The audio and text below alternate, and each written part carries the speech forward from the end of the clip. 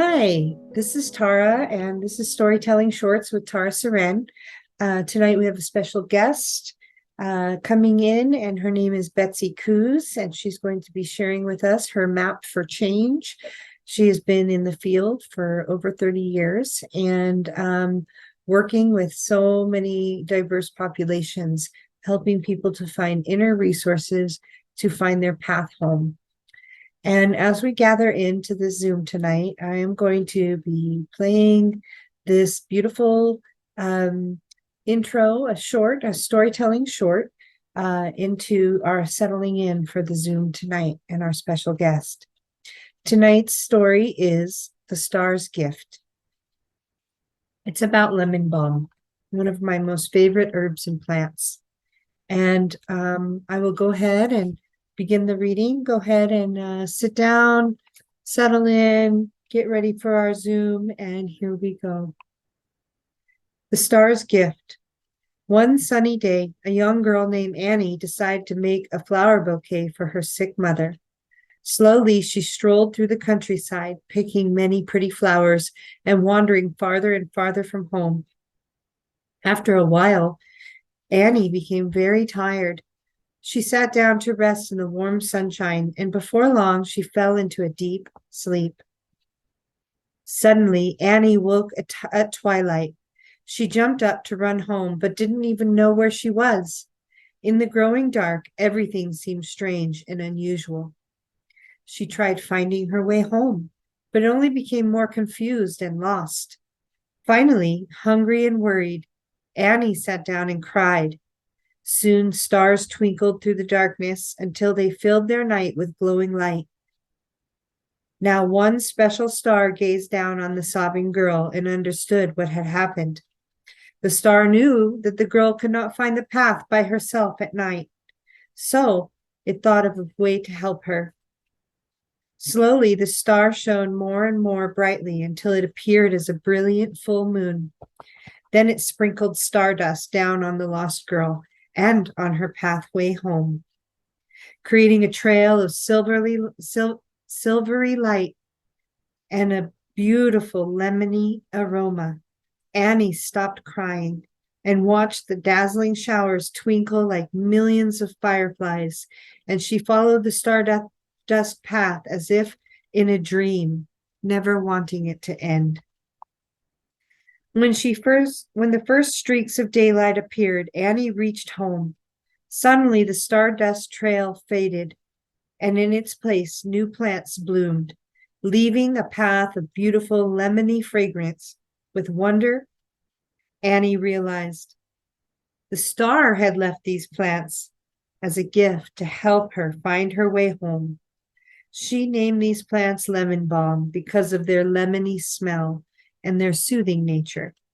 Today, this wonderful herb is still around, acting as a balm to sadness and helping us feel happy whenever we drink a tea made from its leaves. And this story is by Leslie Tiara, and it comes from the kids' book, Kids' Herb Book with Chinese Medicine. And I read these stories because I want to share the relevance that they have, both in the healing and in the herbs, and also in the things that we conjure in and call into our lives. And as we step in tonight to introduce Betsy Koos, I want to share that there was a time that I went in looking deep, and there was these places that felt very confusing to me. And just like Annie in this journey on her way home, sometimes when we go into the darkness and go in deeper and try to find our way home, it can feel like a hall of mirrors or a bit like walking in the dark and not knowing where your landmarks are. And I was first introduced to Betsy on her land here in Cedar Edge, Colorado, on the Western Slope, as I came to find my business, which ended up being the North Star Pathways. And Kimberly Chenoweth was with me as well. Both Betsy and Kimberly, beautiful mentors to me. As I stood in Betsy's land and the land that she caretakes so diligently and with such love and care, and in the dome that I currently host my retreats in, I felt the North Star and the North Star grandmother, and I could hear her calling to me about how I would find my pathway home. And so tonight, Lemon Balm and Annie's story has so much relevance to me around what Betsy has to share, because this was almost 5 years ago that the North Star visited me and connected me with Betsy. And currently, I have moved over to Cedar Edge, and I am working here and in Denver. But I have had the privilege to begin to do some work around the parts of me that came up when my life changed and shifted, and towards my dreams and towards my growth. And the parts and pieces that felt they were in darkness. Betsy and I have been working to find my inner resources, my inner lemon balm, and my inner stars, to find that way home. And her practice with the map for change and core transformation has been instrumental in helping me shine light in places that felt confused and felt immature and felt like the patterns were just continuing, and I wasn't able to find the pathway home through those patterns. It felt like I was just keeping a loop going in my life and in my world. And I have only been working with Betsy for a little, like maybe a month or two, directly. And the transformation that has come out of these sessions is just phenomenal. I have been through several different modalities of healing around counseling and just finding support in working with PTSD and trauma from my own life, and also from being a practitioner and a healer, and the toll that takes. And I just have never seen a template like this. The benefit comes quickly and easily, and it doesn't have any connotation to the story that we like to hold. Although it's funny, I did bring the story in to this journey, because when we mature those parts of ourselves that are lost in the dark, the story becomes a healing story and not a looping story. And so tonight, I invite you to listen to what Betsy has to offer, because I have personally witnessed life-transforming tools that I now have access to, and can continue to do that work on my own or with Betsy if I choose. And I can also help my clients find their pathway home through the tool sets that I know about my own inner resources, because the light that was shined onto me through working through Betsy and her map for change. So without further ado, I'm going to introduce Betsy Koos and allow her to explain and share her wisdom, as she is an elder and a wisdom keeper in these pathways of healing, somebody who has walked the alternative path for a very long time, and in the times when it was most hardest to walk, Betsy Koos. And thank you, Betsy, for all the healing and the transformation that you have given to me.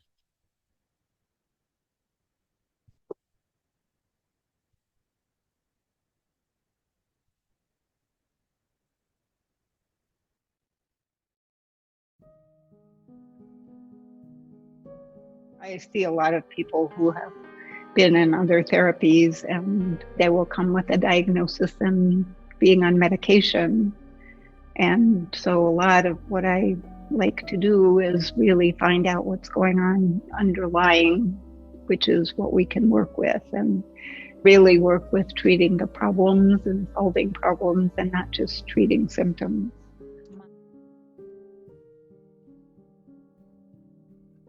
Core transformation was really what I was seeking. I feel like very quickly in a handful of sessions, I was able to slough off things that I had carried around since my childhood. And Betsy, this I mean, really, this has changed my life. And then the beauty of that is that when you find the thing that works, you do the thing that works. And so with my clients now, I mean, even very rarely now do I do EMDR, because I get a better result with core transformation. They feel more peaceful.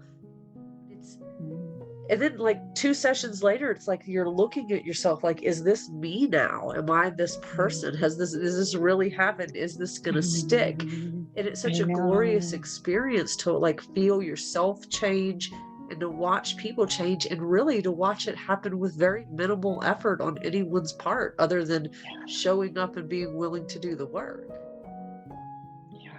And helping people access their own deeper inner resources. There's nothing we can give anybody. They have it all within, and this is such a beautiful way to find that.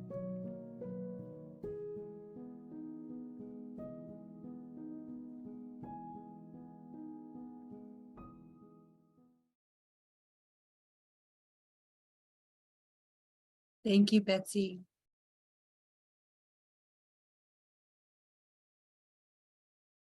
Go ahead and unmute yourself, darling. Sorry, now you hear me? Yeah. Okay, good, good. Well, thank you so much for that beautiful story and a beautiful introduction, and such a gift to be able to be here with you all tonight. I'm going to just share a little bit first, and then I'd love to hear who is here and what you would like to find from this. And then we've got a nice little video to show. So I appreciate what Tara already shared. I just want you to know that this has been my life's passion, to help people to reach their goals and really to live their full potential. And I'm going to share a little bit about kind of my journey with that. But I think if we could maybe begin with a little clip that will share with you a little bit about me and about a client that I worked with, her testimonial, and you'll see that she's a therapist. So when she refers to using it with other people, that's what she means. So it'll just be a minute or two, and then we'll come back together, and I'd like to meet you. So I'm going to go. Thanks. I see a lot of people who have been in other therapies, and they will come with a diagnosis and being on medication. And so a lot is really find out what's going on underlying, which is what we can work with, and really work with treating the problem, just treating symptoms.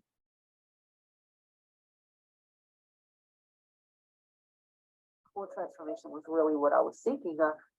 Very quickly, in a handful of sessions, I was able to slough off things that I had carried around since my child. I mean, really.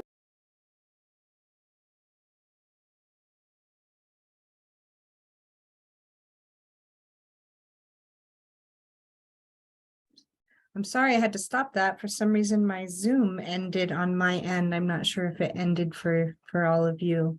Did it? No, but we couldn't hear you. Oh.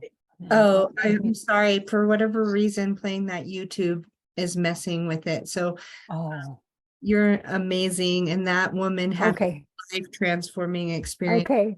Also, Okay. We won't play that. And again, I think they were sent out, right? Those little videos. So you all will have that if you haven't heard it.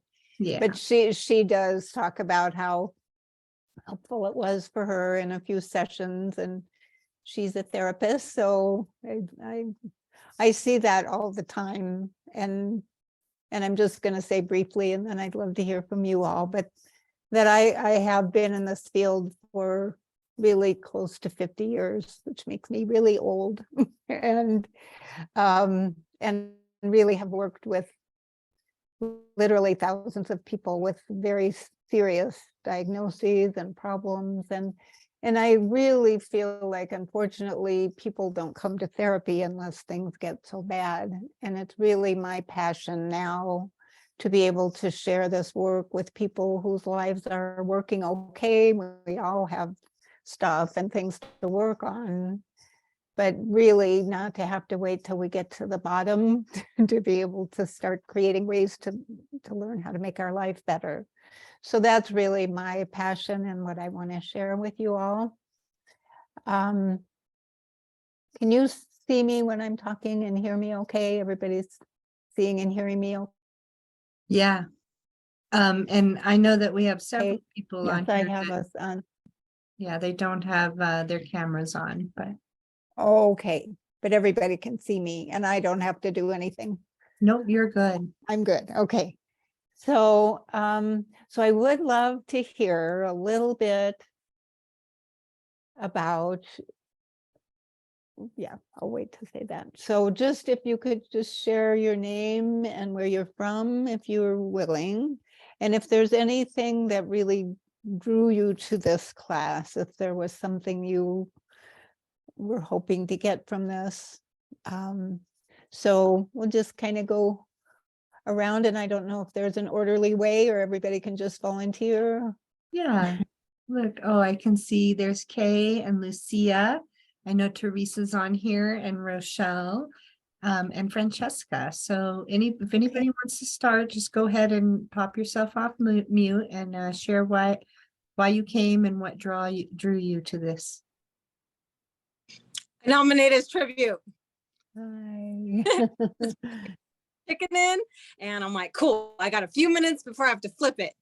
Hi, my name is Lucia Lopez, and the reason why I am on this call is because I am team Tara. So any opportunity I have to just share the wonderful existence called life with my sister, sign me up. So this and Betty, I feel like I've worked with you, and I think we've met before once upon a time. I'm not quite sure. Yes, Lucia, you came to the drum retreat and Betsy owns the land. That's right. Okay, yeah, we got to meet. Yes, you and your partner, beautiful. That will be forever a moment just etched into my heart space. Oh, how wonderful that you were here. I'm so glad to hear that. It is a pretty special place, huh? It is. I'm a special person with Tara. That's fun, and I love you all, and I'm gonna put myself back on mute and turn the camera off, but I'm here. Oh, thank you. Good. I appreciate it. Glad to have you here. Thanks, Lucia, so much, sister. We're always team Lucia as well. And Kay is popping on. Let's have her share. Hi, I'm Kay. I'm from Denver. I'm friends with Tara. I met her through a jam one time, and she had her little space drum. So that's kind of how I know her and heard about the event. And she's always inviting me to these really cool events, and I always want to go, but I just never end up going. So I just figured I would check it out, and it sounded really interesting. Like just making positive changes and, getting your goals accomplished and all that. So yeah, so glad to have you here, Kay. All things I'm trying to work on. So cool. Nice to have you here. Thank you. Okay. So perfect, Kay. Thank you. I'm so glad you're here. And Betsy's work is all about making positive change. It's really special. Teresa or Francesca, I see you are unmuted. Why don't you go ahead and introduce yourself first? So I didn't realize. So Betsy, we went to your home for the drum retreat, right? Is that yes, at our retreat in the dome. Long one? Yeah. Oh my God! Hi. Hi. I recognize you. Nice to see you. Nice to see you. And Tara, I was on the phone with Lucia, and Lucia's like, "Are you jumping on this call? Tara's doing this story," and I'm like, "Yeah." So here I am. So thank you. Thank you for having this, and what a wonderful circle to It is. How great for us to connect wherever we are. Thank you for being here, everybody. All So right, good to see your face, Francesca. Francesca. So Mwah, mwah, mwah. I miss you, sister. beautiful. I miss you. And Teresa, why don't you pop on, darling? Oh, what a beautiful circle Hey. you have. So I briefly met Tara at an art exhibit that I went to with Lucia and Francesca. And yeah, I saw this event and I was just intrigued and wanting to spend some time. I'd at some point love to work with Tara, so just wanted to check it out. So thank you. Thanks for being here. Hey, thank you, Teresa. It's so good to see you. Good to see you too. Yeah, hopefully you'll come to the next drum retreat up here and you'll get to meet Betsy and we'll all complete this circle. That would be so fun. That would be fun. Yeah, I know. I can see that Rochelle is on here. Rochelle, are you able to pop on and introduce yourself? And Megan as well, if you are able to pop on. And then I have an iPhone here, but I cannot tell who it is. Okay, we're Yeah. good. If anybody wants to say anything, we obviously have it set up that we'll have questions and answers at the end. I'm going to be sharing a little bit, and then I'm going to be guiding you into a little bit of an experience. And so I do, if you feel like you have questions along the way, so I will begin. So I want to begin with, of course, a million things at once. I am so happy to be here. I thank you so much, Tara, for helping set this up, and for all of you for being here. This really has been my passion for my life, and I want to be able to help people, as you've heard Tara say, access their inner resources, help them make their life work. And I was in the mental health system for many years, and it's so kind of hard to see how there's trillions of dollars spent and so much time and energy on doing things that I think are not useful. So I have this desire to be able to share what I've learned about how to make your life work. And I really basically have done the same thing over and over with clients, no matter whether they come in and they're mildly depressed or they're schizophrenic. And I have the same map that I just feel is so useful that I want to be able to share.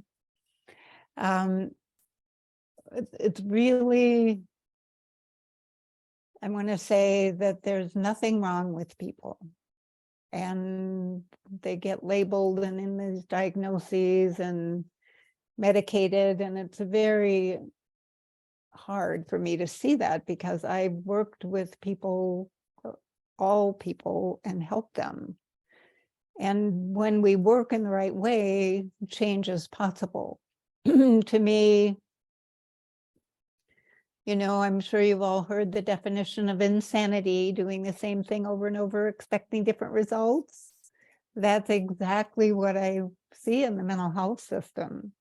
And the idea is, so many people talk about their problem, and they talk about where it came from, and they think that if they could understand that would make a difference.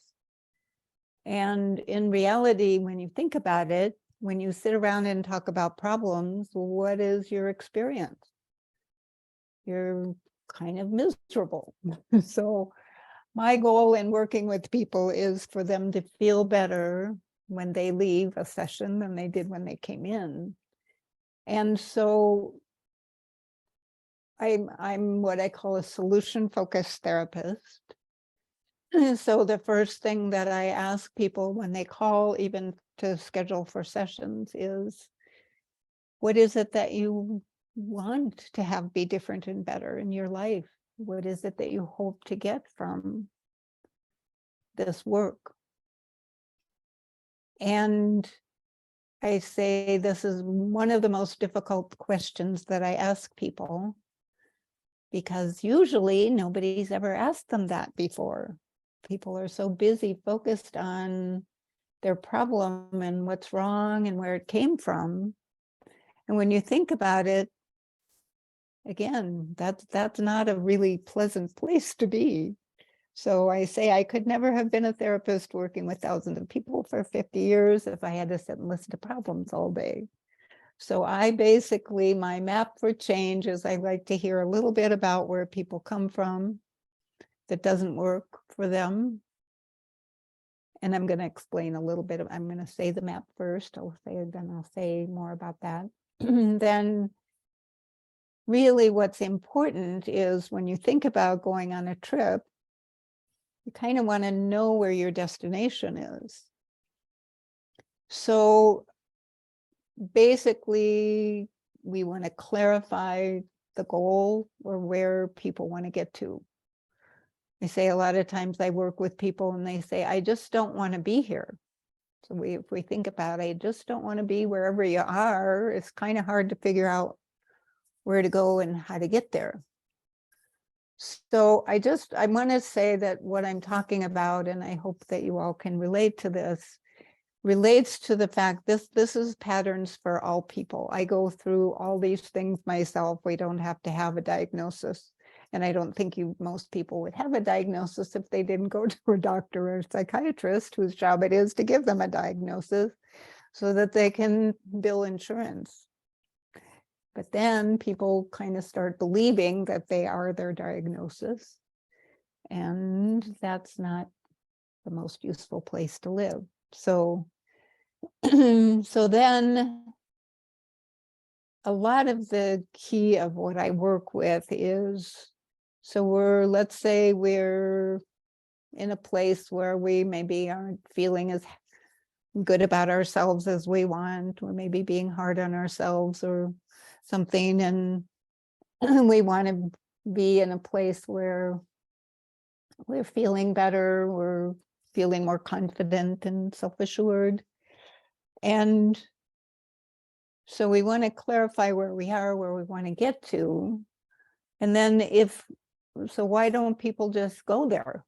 That's the thing. I mean, if it's something we want, we would just naturally gravitate toward that. Part of it is, I think, clarifying what we want first helps to guide us in the right direction. But then there's usually something that comes up within people that interferes with them being able to go where they want. So here I am, I don't feel, I'm feeling depressed. I want to be able to be happy and confident. So what is it that comes up that gets in the way? That's a lot of what I work with.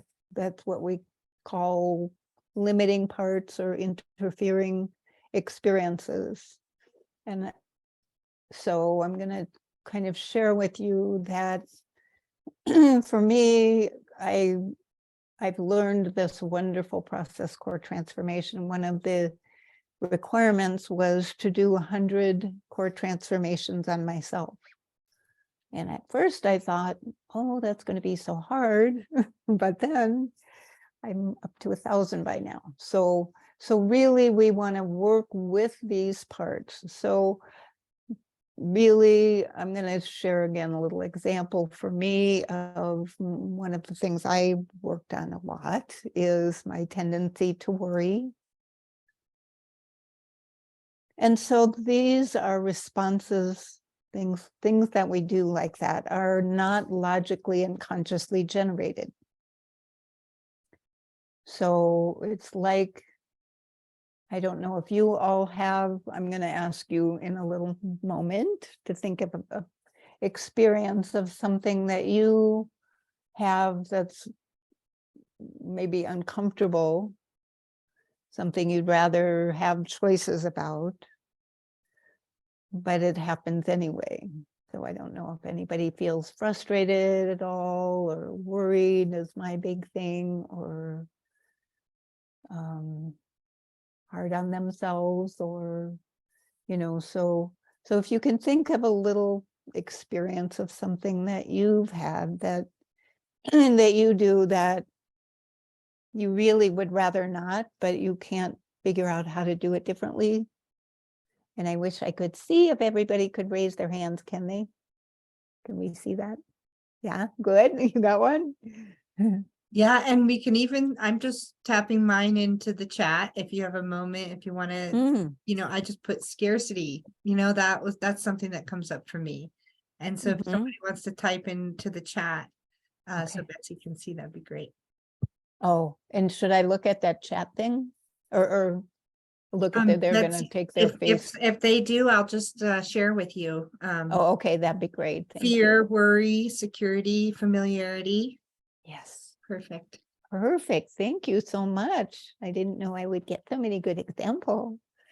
And really, I'm just going to ask you to hold that thought for just a moment, because a lot of the key to the map for change that I work with is exploring what are we already trying to do to deal with it. And isn't that a different question?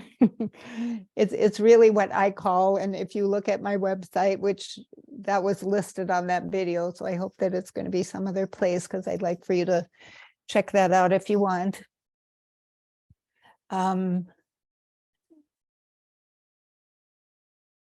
But people, I call it, I'm sorry, I'm back to on track of, I call it attempted solutions. And really, in the field of mental health, I believe that the attempted solution has been, in one form or another, to try to help people get rid of feelings, medicate them, or get over your anger, your fear. You work hard to get rid of it, kind of. I can't think of a better way to put that. Doesn't sound very professional, but that's what I think happens. And then I know, and this is something I'll teach more about. I'm trying not to get too complicated, but these are, like we said before, we're not logically and consciously deciding to feel fear or scarcity or worry or anything. It's not like that's a good idea to feel that. So then we know that it's an unconsciously generated response.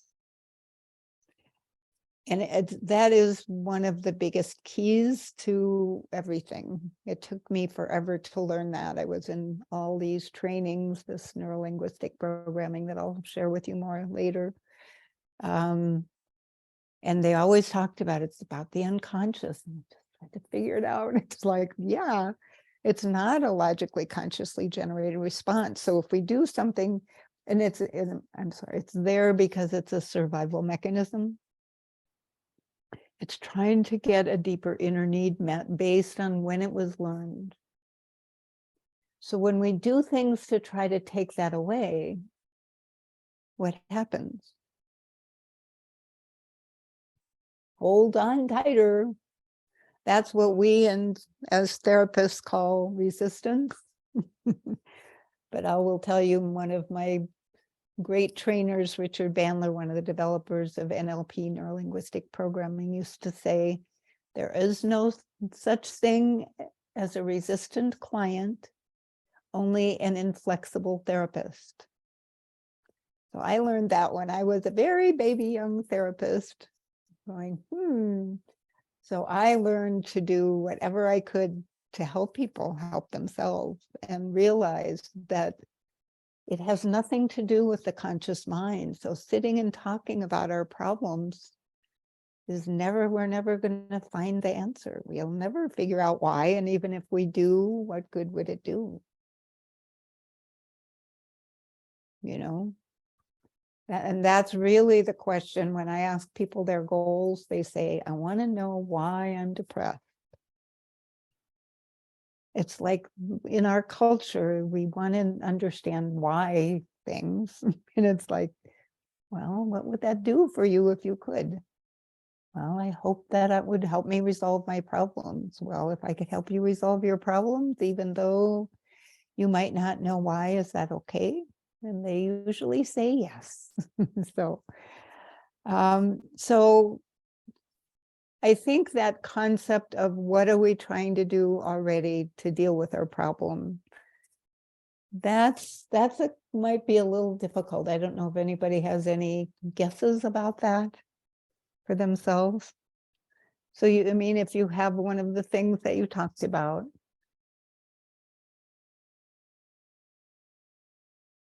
Tara, you have an idea? Yeah, I just want to say that I know that every time I ask for why, I get more of what I don't want. Yeah.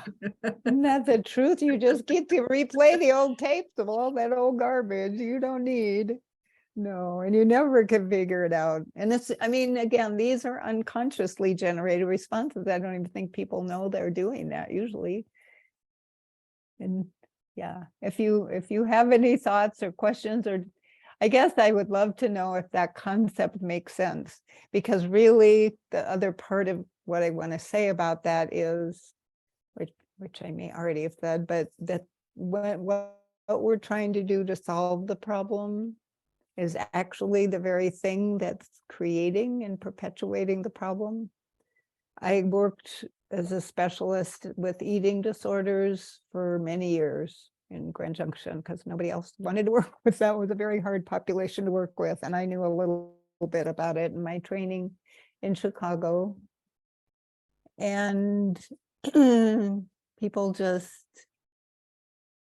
hold on to their experiences, and if anybody tries to take it away, they're holding on tighter. So really the attempted solution often was try to control your food, and all you're doing is thinking about food.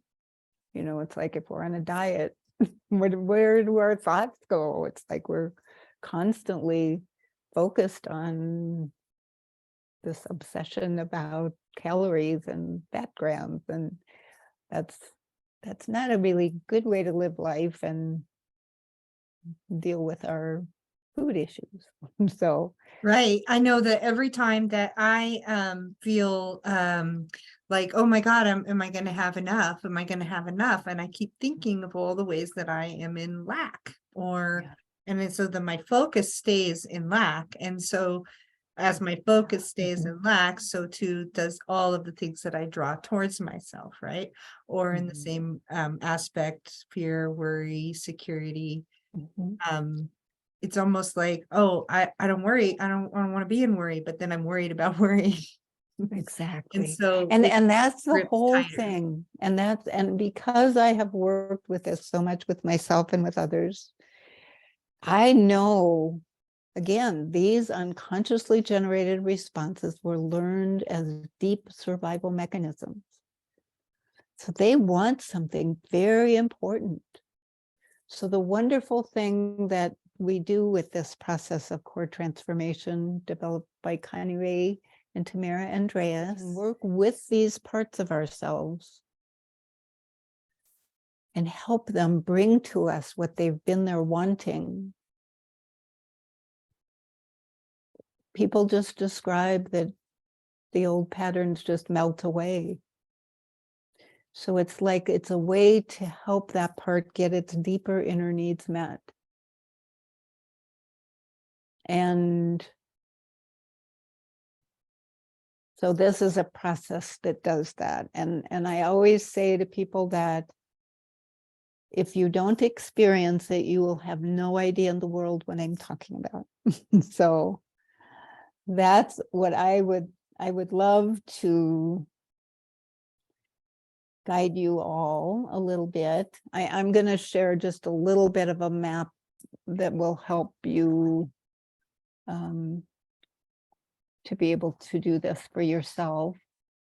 And I can probably remember this. I was going to share what I did for myself with the the example of my worry, so that it'll kind of give you an idea of how this goes.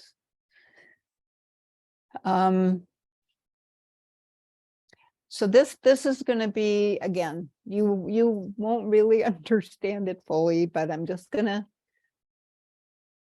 say, if I may, something I feel like it's, when I do trainings with people, which I've done many of, I always like to say something else that Richard Bandler said to us, which is, confusion is the best state of learning.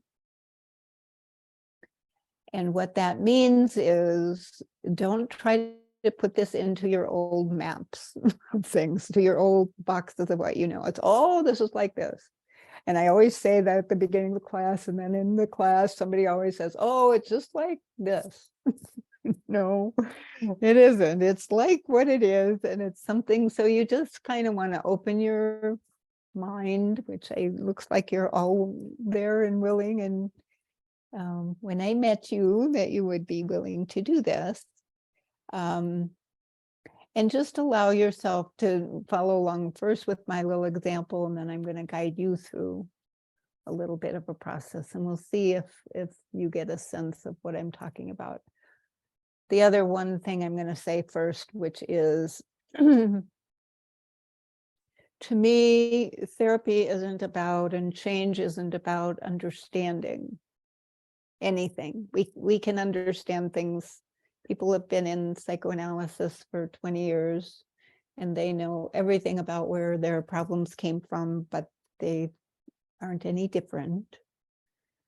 And I know it's got its place, and I don't mean to be disrespectful to anything or anybody. I know people are out there trying to do their best, but in my perception, the thing that makes a difference is being in a different internal state. That's, to me, the basis of change. That's what I want to help people be able to experience, so that we don't just have to keep coming from the same experiences and try to figure out how to do something different. Because when we change within, everything changes. And I think we all probably have a little bit of that knowledge and wisdom and belief of what we experience is what we manifest, what we believe is what we create. So it's really a way to really have choices without effort in our patterns that we don't want, but we know are here trying to serve a purpose and meet a need. So I'm just going to share with you a little bit about the example of I think for me, I like core transformation because you can do it once and it usually will generalize, but I've definitely had to do it many times with worry. There's different forms of worry that come up for me. But every time I work with it, it always wants something wonderful. There's always, I call it going on a treasure hunt. There's always a deeper underlying gift and treasure of what this part has wanted. So can I ask if anybody's a little on track or totally off, or if anybody has any questions at this point? Or I'll just kind of keep going and help you guide you into the experience. I think everybody is just settling in and listening. And I will Nice. just say that I feel very much on track, that it makes total sense to me that healing doesn't make sense. And that on some level, when we are trying to understand it, it almost keeps the pattern repeating. And when that pattern continues to repeat, figuring out why is not necessarily our go-to, but understanding that if we go into that space, it has something to offer us, and that's why it keeps coming up, right? Yes. And that It even wants that something the very healing- important. Yeah, the healing happens, but it doesn't quite make sense how you got there. And it may not be what you thought it was going to be, that it just sort of unfolds, and it's a bit of a surrender into. And so Francesca says, do we need to choose something to focus on for changing and healing? So first off, I know Betsy's going to do an example on worry, and then Betsy, do they need to choose their own? Right. Right? And I'll guide you into that. Okay, great. Yeah. Thank So we're you. on track, I think. Thank you. Good. I like that. Yeah. So I will say, so in the experience, we want to begin by really appreciating the fact that the part is here based on when it was learned as an adaptive mechanism. And again, it's so clear to me that when we go through our development, if we don't get what we need and want from outside of us, we learn how to adapt in a way to try to do things and be ways to get that deeper inner need met. So that's when these patterns have been developed that we keep living with. They're unconscious, they're not logical and rational. They do what they do. If it doesn't work, they do more of it. So this is what I call getting stuck in our rut or running in our hamster wheel, going faster, getting nowhere, but we keep doing it, expecting different results. So that's where, so this part, so we want to welcome it, and we want to go within into the experience of that worry. Notice where that is and how that is, and ask the part through generating this response of worry. What do you, this part of me, want? Oh, I want to make sure everything's going to be okay. I want to make sure that we're prepared and it's all on track. And so that's so that's my answer from within. And it's like, I never thought that. It's just, I ask the part and the answer comes up. And it's a wonderful way to go within and communicate with our parts and allow them to bring to us what they've always wanted. And as I say, I've worked with thousands of people. I've worked with people at the mental health center that you would think never would think of being willing and able to do this, but you guide them within. They communicate with their part. Their part always has an answer. So that to me is pretty wonderful. So the answer is a good thing. But again, what we were saying before is having the inner state is the best. So then we invite the part to step into what it's like to already have that feeling that everything's handled. It's all okay. It's all right. And I get to have that feeling. Then when I have that, I ask the part, what then do you want? What more comes through having that? That's even more important. And I said, oh, when I have that, then I'll feel a sense of being able to relax and a sense of ease. So I invite the part to step into what it's like to have that. When I have that, ask then through having that, what then does that bring to me through that? A sense of well-being. So we invite the part to step into what it's like, and you can kind of go along with it too. And that's what I love about this work is the more that I go into it with my clients, the deeper it is for them. So that's what I've been told, and I love to believe that because that's what I get to do in my therapy sessions, go into these states of being and go into this, what would it be? And it's like, it's not what we think it would be, it's just what it is, just a sense of well-being, what this part has wanted, and inviting that experience to have that. And to notice when I already have that, is there anything more through having that part wants that's even more important? And then there's really nothing more. Just want to be in that sense of well-being. Then we take it back up through. We might do that or we might not. That's kind of hard to do with a group, but we can see. But then we say, okay, recognizing this is a younger part that learned this response to try to get this sense of well-being. Really, the only way to have this sense of well-being is to just step into it and have it now. So as you invite the parts, and then we take it back up through, as you already have the sense of well-being, notice how that radiates through and helps you to relax and be at ease. How already having that sense of well-being, the words I wrote here was, when I have that feeling, that sense of well-being, it helps me feel prepared, in control. the way I want, when I already have the sense of well-being, how that radiates through and begins to transform the part that used to generate that response of worry.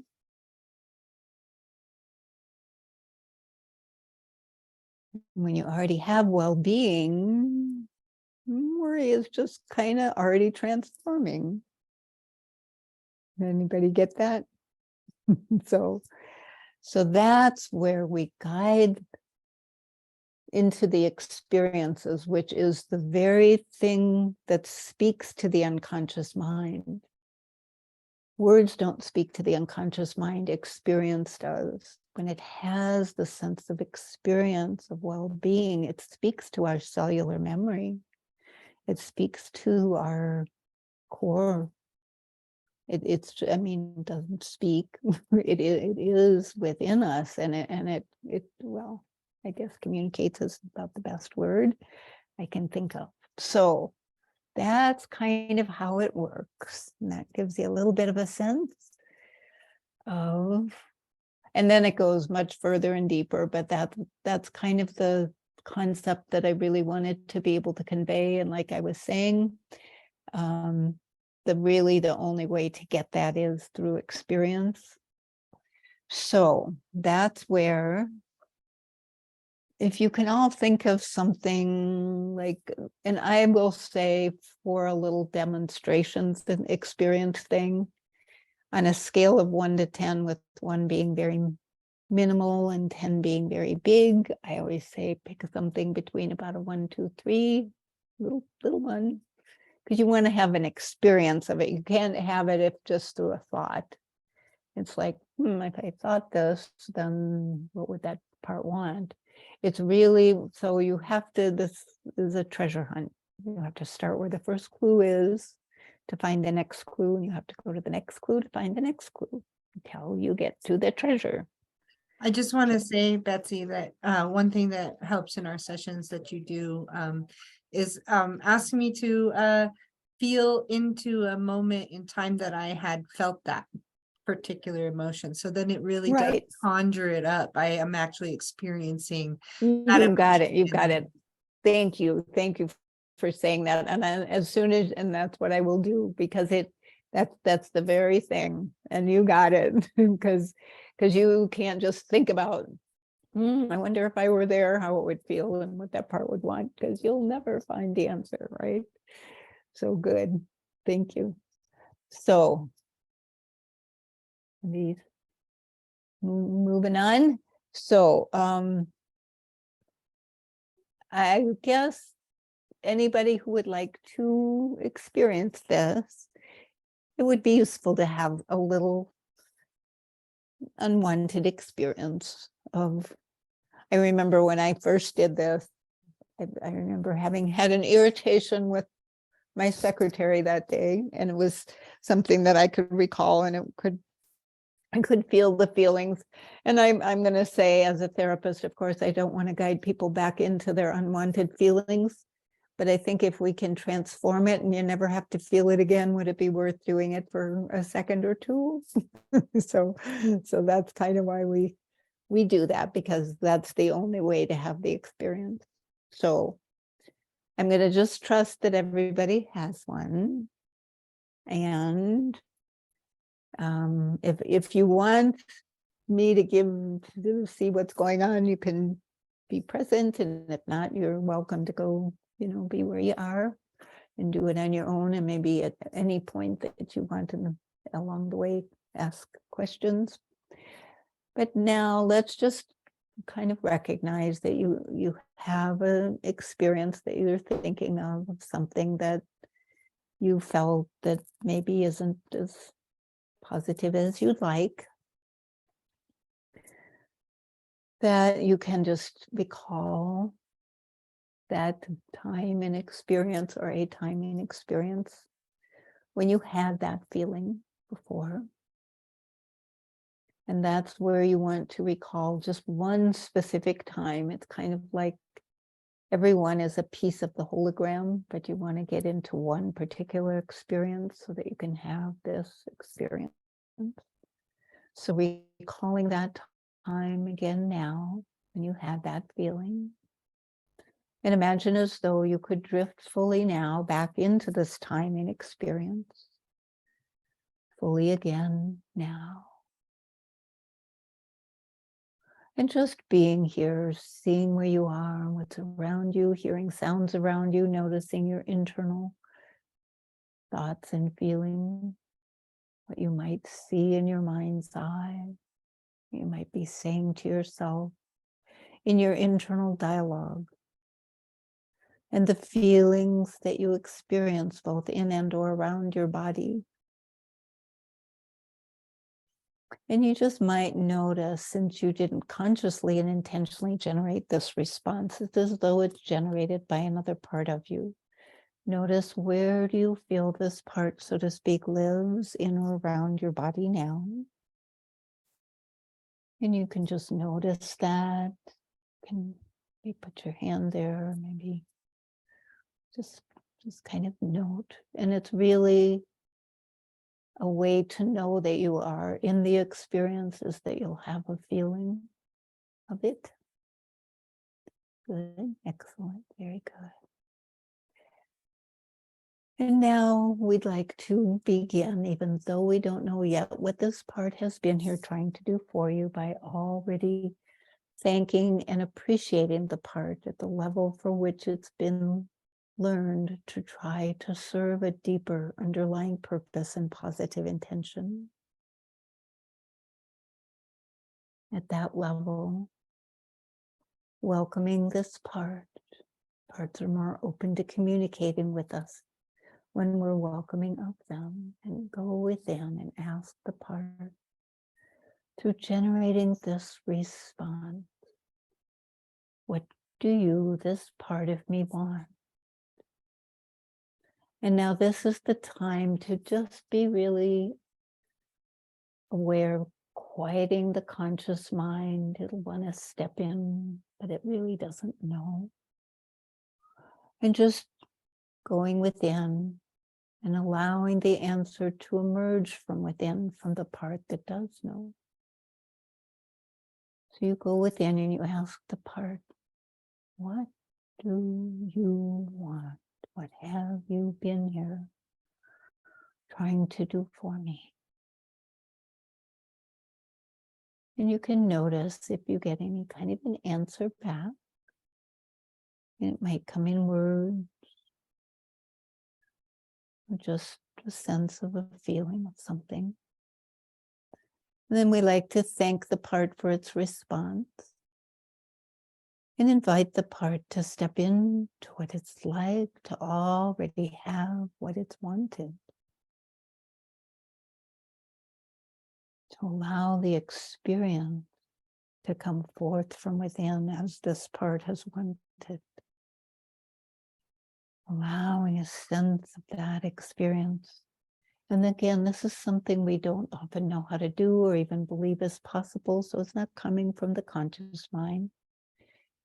It's coming from within. This part has expressed what it's wanted, and so we're going into the experience of that with a concept, but we want it as an experience, and that part does know what it's wanted, does it not? So allowing the experience of what it is to have that. And then notice when you have that, what does that bring to you through that? It's even more important. And we're just going to kind of see if there's any answers that come up for you all. If there's any sense of that. And when I do a class, and I do this with people, we either work as partners or I ask you to have something to write it down, which you can, but you don't need to, because you're going to stay within and stay noticing if that part, ask the part through already having that. What does that bring through that? That's even more important.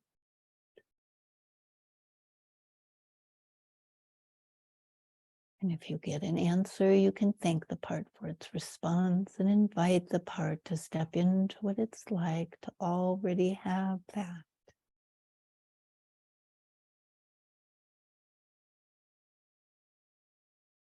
Yeah, you can just be with that experience and know that it's there to come back to in a moment, as I'll ask you just to come back for a moment to the room, to the wherever you are. And just to kind of help me get a sense of where you are.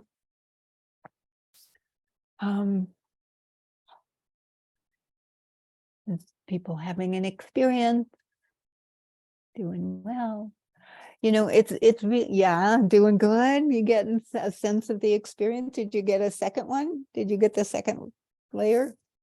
Cool. All right. Good. Nice. Kay, do Go you ahead. want to share anything or? I don't want to go into much detail, but it's tough work to do that. To imagine the problem being solved and imagine like how you would feel. I mean, it feels good, but it's tough. It's tough to do that. No, okay. Now I think So- I appreciate you saying this, and remind me your name is Okay. Kay.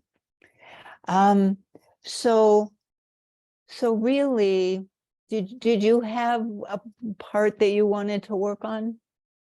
Yeah. Would you mind saying it in one word?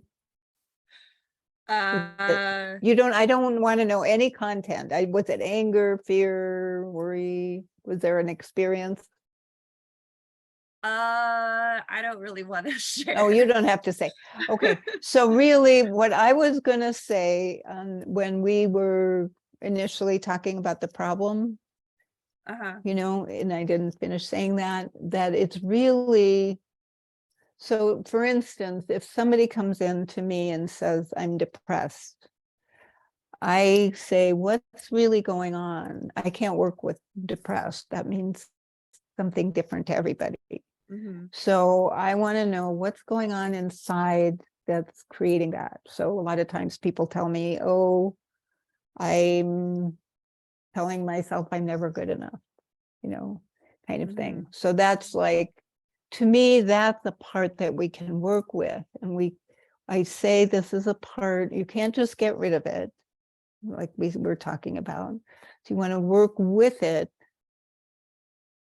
to say, this is an early learned response of this is oftentimes what you see parents do with kids, you're not good enough kind of message. It's like, where do you get that message? So you ask that part through that, what do this part of me want? I want to feel safe, maybe. I want to feel protected. I want to feel, so really, I just want you to know that I don't want you to feel like you have to do anything to try to get to your goal thing. Like I said, that's the map. That's for me. I want to make sure when I'm working with people that I'm helping them make progress on their destination to get where they want to be. And so these are processes that I do, that we work with, that we help transform these parts and patterns naturally and easily. And to me, really, and I just want you to see if that's, you can recognize that it's a very gentle process of working with these parts, of honoring and embracing them. And again, I know how difficult it is to get this concept. It's like, where we like this part of us that we don't like and we want to work with it. But it's really, in my example of the worry, of course I don't want to worry, but if I can, and I can't get rid of worry, but when I can recognize that it's trying to help me feel in control, to be at ease, to feel a sense of well-being, then it can bring that to me. So if that, I don't know. Yeah, it makes sense. Yeah, I'm understanding the process. Sometimes it's difficult to deal with these things. So Oh, I know. I know. And I just want to see if, because it's really, this is the second Zoom class that I've done with this, and I I think it worked well before, and but it's challenging. It's a hard thing to really grasp that these parts of us, I mean, to really go within and have the experience of recognizing this part was here to try to serve a purpose and meet a need, that we want to work with it, help it bring to us what it's wanted. So Yeah, I think it's a lot about trusting what occurs. And that's what it's it can be difficult to go into the experience, for one, to even relive something that you don't want to even be feeling. which is why it's supposed to be small. Yeah. Yeah, Yeah. just to bring that experience into the body. And then to not try to control what's coming through. It's more about trusting what comes up, what arises from that experience.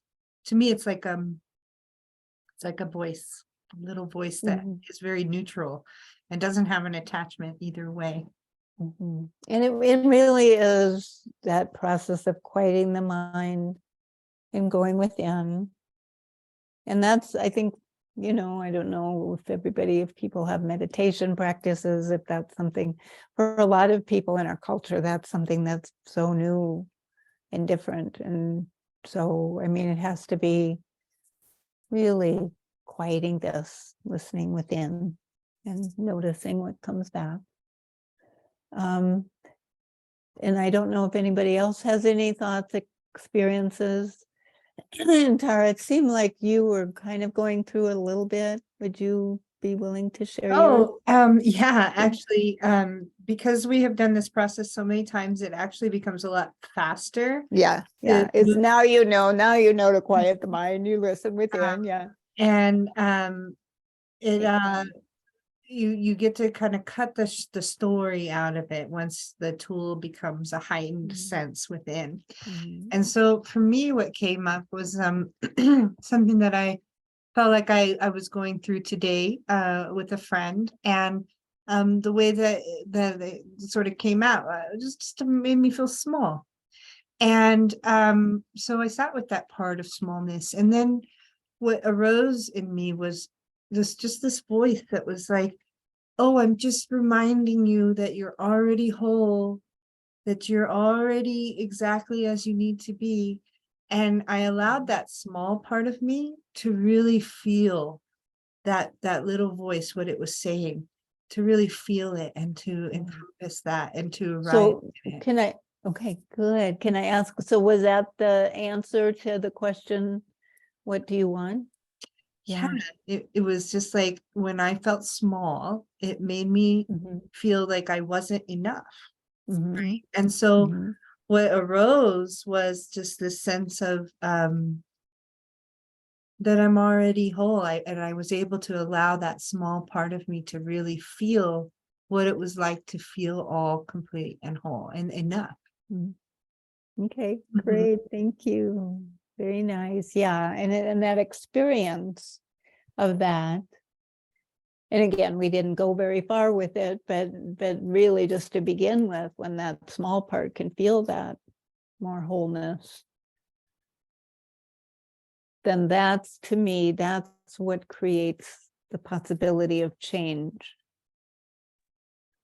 Absolutely. And then Betsy, you go further with this in your practice, where we actually journey and travel into past parts that have felt it, and then travel into future parts to where we may feel it. And so we kind of prepare ourselves, right, in scenarios that, well, and really in the piece that I think you're talking about is, well, yeah, you take your new resources to the past and to the future. And also when we get to this core state, like I said, the sense of well-being, what the next step I would do would be to identify at what age did I learn. Nobody consciously learns this, develop this sense of worry. And usually a younger age comes up, and probably usually before the age of 6. So I think for me, 3 or so. And then we take the core state back to that younger part. So take that part, that sense of well-being, and allow that to, that part to take that in. So if that younger self could have had that. So it really does change things neurologically when we do things like that. Yeah, and it also expresses how unlinear time is. Because when we can at this place heal now, we actually are healing ourselves in the past as well. Mhm. And certainly the future. Yay. So, so that's a little bit of the concepts that I wanted to share. And I think to me, the thing, if you take nothing else from this, to realize that when you have experiences of things going on inside that you don't like, I think the more we can honor them and embrace them, befriend these parts of ourselves and work with them. However much we go into this process of helping them bring to us what they've wanted and experienced, which again is such a beautiful process that I'm so grateful to have learned. The more that we can have the experience of working with parts of ourselves. And to me, that's really the basis of self-acceptance, instead of fighting with parts of ourselves and feeling like they're bad and we don't want them and we have to get rid of them. To work with them is important. So Absolutely. And I just want to invite Teresa, Francesca, I know Lucia, you're still on. I know you're doing things. Rochelle and Meg, if you want to pop on and share anything about your experience, that would be so lovely. And thank you, Kay, for sitting and sharing, yes, bringing, going through the experience.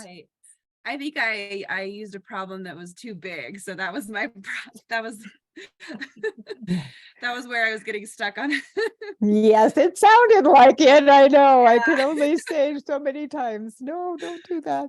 No, pick a little one to start with, really, Well, really, so that you can have the experience. Because once, like Tara said, once you have the experience, then you've created this very new pathway into the gifts that we have within us. It's like the experience that these parts always have wanted something wonderful. And they always bring that to us. And I've worked with people, like I said, that they started with, they wanted to die. That's a pretty scary one to work with. And when I'm the therapist, then they can work with big parts, but not when you're just learning it. But, it's like that part, then that part wants, ultimately it wanted peace. I just want to say that in my many years of being a therapist, working with some of the most severe cases, I've never had anybody suicide. And that's kind of an unusual thing. So really I think just working with parts is such an important thing, whatever they are. So, but start small. Thank you. Go ahead. Oh, no, I Yes, just the want to answer- say that that's really unusual with most therapists. I have many therapist friends that I have, that's one of the biggest struggles. And Oh, this too is quite an ancient teaching. And I just want to restate here, Betsy, you put it that, we're addressing a small issue here on Zoom because this is a collective group and we want to get the concept, but it is very much geared to working with larger parts of ourselves that have been deep in PTSD and other places and looping in that, because the healing doesn't have to make sense. It is a process of getting us to trust what is being said to us versus the story that we keep perpetuating. And does work with amazing life transformational effects, because and in all the work that I have done with myself, just no matter what, we still come to these places where the PTSD can come back. And we don't understand why. And this does give us a map where we can slow down, we can have the experience, we can ask the experience what it wants, what it needs. We can then receive the wisdom and allow it to have that experience of the wisdom, and receive the wisdom as well. And doesn't seem to come back, which is so great. Yeah, that's the other thing that's important to me, is to get results. And that's the thing about the map is, are we getting off square one? Are we getting anywhere closer to where we want to go? This is a life process to get where we want. You don't have to be in therapy that long, but that's the thing I think we haven't had in therapy much, is in psychology, is measuring results and making sure people are achieving their goals, because that's what they come for. That's what's important. And Betsy does Zoom sessions with people all over the country and Yeah. hopefully the world. I think maybe even some people in Australia. And what I have seen with the people that she has worked with, it's just, yes, just, you uncover the layers, but you don't come back and revisit the specific things that you come to work with. And again, just the fact that you've had no suicides is huge. It's such a hard place to be. And as far as therapists go, it's such a big effect horrible. on the therapists themselves, because it's such a hard thing. So Yeah. that's pretty amazing, Betsy. Thanks for sharing that. Yeah. So I just want to say, if we're talking about future things, that, as I was saying before, really what I want to do is find a way to help work with a lot of people and together at once. I really would love to be able to create Zoom classes in a way that's going to be, to me, it's never about talking about your problems. Like I said, I don't want to hear them. I listen a little bit because I know people want to tell me, but it's like, no, that's not useful. Let's figure out where we want to go and how to help you get there. But I want to be able to do this. So at this point, I think we're putting out some information about, I'm going to start with a 3-session workshop. I think I can give people enough of pieces of an experience to help. And then I think you said this, Tara, that it's really about helping you have skills and tools of how to make your life work in an ongoing way. I do not want people to be dependent on me or keep coming to therapy. I want to teach. I don't think of it in any other way than teaching skills and tools to help you make your life work. And I feel like I've got some very good ones that I would love to share. So that's going to be something that will be coming up. So I'm certainly available for individual sessions. I'm certainly available. I want to encourage people to be willing, either if you have time and want to do that after this, after we're off recording, I think we'll not record that, of course. And then we can talk a little bit now, or if you want to contact me for a 15-minute free consultation. I think people get a lot out of that. I help kind of clarify some things and help you get a direction. So that's kind of that. And then, like you said, my website's up there, and if people want to take a look at that. And right now, I'm just going to say 2 more things. That was written in a way that I wrote an article every week. So there's not really a great order. We try to restructure them, but I'm working on writing a map for change workbook that's going to be a little more cohesive and easy to follow. But I always think it's going to be hard to convey everything without doing some things in person and in experience. So we'll see how that goes. Yeah, and I posted your website link in the chats a couple times, and narrated a little bit about the parts and pieces. And I will just say that this it's so cool that you've been through so many of this on your own. It's just so resonates with me, makes me think of the Buddhist monks going through the chud work, which is not so different. It's a beautiful process of looking within and allowing the maturation of these parts and pieces. Betsy, like you said, you're offering a 3-session coming up, three session series of offerings, and you can work with her individually and or get a group going. Is it a group that you got going? Well, that's going to be the 3 sessions Right. right now. And I'm going to say that what I usually do when I set up classes is I get people, a number of people who are interested, and then I try to figure out how to schedule it in a way that works best for everybody. It's kind of, maybe sometimes I could do it the other way, but I want people to be able to attend who are interested. So I think that's been working for me. So that's kind of where it doesn't have any dates yet, but we'll work with making sure you can attend. Yeah, and I'll repost in the event. And then also, I know that you have a podcast coming up. You want to talk a little bit about that real quick? I would love to talk about that. So this is a podcast. It's going to be next Friday, the 27th at 10, and it's going to be streamed on YouTube. So you can see it on that at other times besides then, because I keep seeing Tamara coming up with her interview that she did last week. So this is Tamara Andreas, who she and her sister Connie Ray are the people who developed the core transformation process and are international NLP trainers. And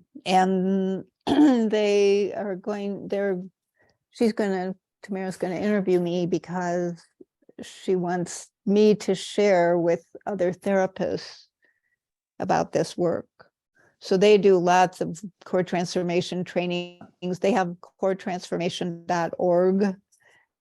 You might want to look up ever and find out more about what they're doing. But they've gathered, they're inviting therapists. And to me, it's so wonderful that I can work with therapists who could be open to wanting to learn this kind of work, because I've had so much difficulty with some of the kind of therapies that are out there that are so detrimental to people, I think, not useful. Yeah, and you've been through it, Betsy. You have been through amazing journey in the early 70s until now, and trying to find alternative therapies at that time was not an easy feat. Oh, yeah. So are you talking about my personal, just your personal life experience? Yeah. I think what you're referring to is, well, I mean, I certainly had my experiences of learning to come into this kind of work. And then I had my own personal experience with an accident in which I lost my fiance and broke most bones in my body and was on my search for healing. So in many ways, and this was wonderful, wonderful work for me for that. Wonderful. So yeah, so I will post all that in the event and share it. I wonder if anybody, I know Rochelle popped on and popped off. If anybody has any questions for Betsy, that would be do we want to tape this? Do we want to record this? We can. Are people comfortable with that? I would like people to feel comfortable in talking. Yeah, and you can let us know. Like Lucia has popped up. Lucia, do you have something to share? No, okay. I feel like everybody's just been in witness of your beautiful work, Betsy. So thank you so much. Absolutely. I just adore you. I'm so grateful for the work that we have done in my life, and for the work that you do as a caretaker, a landholder, a facilitator, a space healer, and all the people that you care for in your community, both locally and as you expand on the internet and the Zoom It's really special to me to be able to spotlight my elders, is a big deal for me. So thank you, each one of you. Thank for coming in. you. Thank Yeah. you all for being here, and please do feel free to contact me. And if you have my phone number on there. I will Yeah. post your phone number on there. Okay. And, And if you just want to call and talk, and if you want to give me any feedback about if this made any sense, or if there was anything useful, or you have any more questions, or I would love to hear. So yeah, it'd be great if everybody just popped on for 1 second and just gave one little word for the closing. That would be so lovely. We'll start with Kay, if you're there. Thank you. Yeah, thank you. I loved it. good. Thank you. Thanks for being here. Thanks for showing up, Kay. Lucia, do you want to pop on? Just share one word, darling. I have an audience. So there was more Uh, and receiving this medicine. So thank you for holding this space, and thank you for both of you and all the people that showed up on the call. Thank you all for showing up for yourselves. Good job, team. Thank you, Lucia, for sharing. Nice to have you. Thank you. Absolutely. Teresa, you're next in line, darling. Yeah, thank you guys very much, both of you, for facilitating this. It was fascinating work, and I look forward to seeing more of what you're doing in the future, Betsy. Oh, Thank you. nice. Thank you. And thank you, puppy doggy, too. Oh, look at you, sweetheart. You stayed for the whole thing, huh? Is that your lover dog? Look at you. That's so great. Thanks for being here. Thank you. Yeah, this is great. Okay. Francesca, looks like you're unmuted. Do you want to share? Sure. Well, I also want to thank both of you so much. And then Betsy, it is almost unfathomable that your choice of healing is worry, because you come across as so calm. I did a core transformation just before our class. See how that worked? Yes, I yes. always like to do one before I teach, because it Okay. helps me get into a good inner state. So yeah, I had worry before, but then I have a sense of well-being, and I take it all the way through my whole life and body, and it's a wonderful thing. So I'm a good example of how this works. Yeah, so thank you. Thank Yeah, you are very comforting. Your energy is just so comforting. Thank you. Oh, thank you. I appreciate that. What a sweet thing.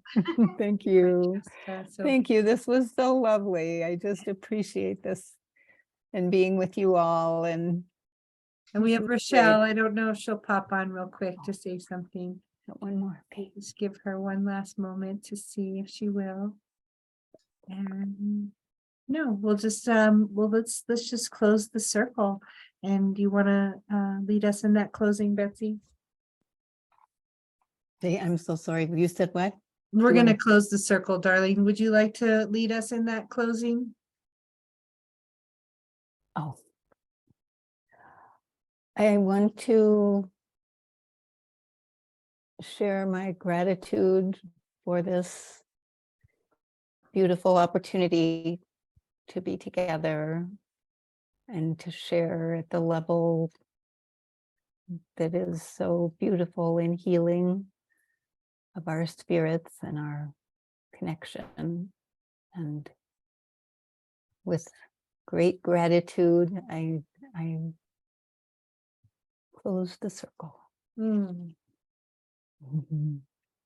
thank you. Thank you to each one of you for showing up and being in support and for sharing and for doing your own core transformation work. Thank you very much. Thank you, Betsy. Okay, thanks, Tara. Bye-bye. Okay, goodbye, everyone.